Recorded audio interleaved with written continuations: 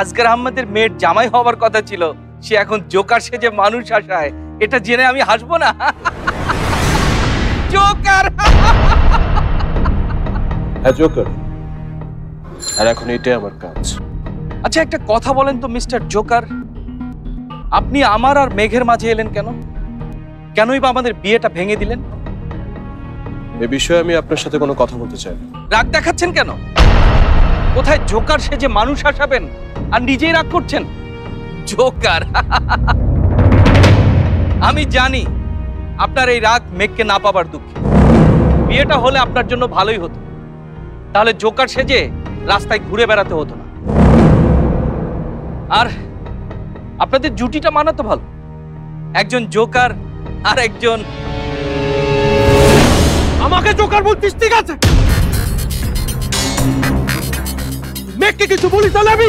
ভাই ভাই ভাই কি করতেছেন ভাই? আমার সাথে এমন ব্যবহার করার কোনো যোগ্যতাই আপনার নেই। ভাই শুধু আমার হাত কান্না করবেন? আগে আমার সমান যোগ্যতা অর্জন করবেন, তারপর আমার সাথে ফাইট করতে আসবেন। আমি আজকে ময়মনসিংহের সবাইকে ফোন করে বলবো যে আপনাদের প্রিয় রুমি এখন জোকার। ভাই ভাই ভাই চলেন তো ভাই, চলেন। আউট!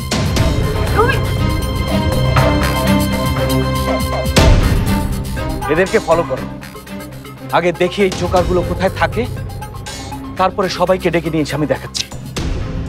চলো।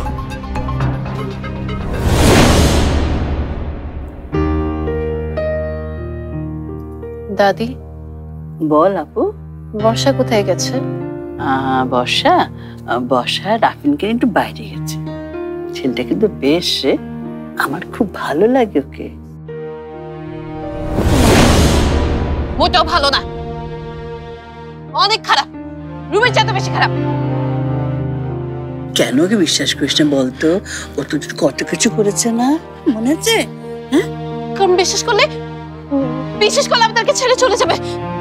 যেমন যেমন কেউ আর আপনাকে ছেড়ে যাবে না, কেউ না,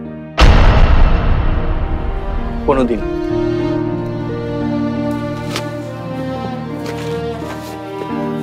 তুই ওর সাথে কখনো বাইরে যাবি না, কখনো না। আচ্ছা ঠিক আছে, আর কখনো যাব না। তুই শান্ত হ। তুই ওকে বল এখান থেকে বের হয়ে যেতে, বল। কিন্তু আমি যে তোমাকে ছেড়ে আর কোনোদিনই যাব না মেঘ, কোনোদিন না। কি?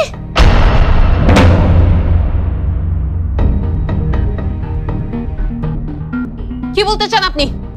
আর আপনি আপনি আমাকে তুমি করে বলছেন কেন? আমি তো তোমাকে সারা জীবন তুমি করেই বলতে চাই। এই এই কি বলছে? কি বলে? এই দাদি কি বলে? কি বলে? শান্ত আপু, আপু শান্ত হও, শান্ত।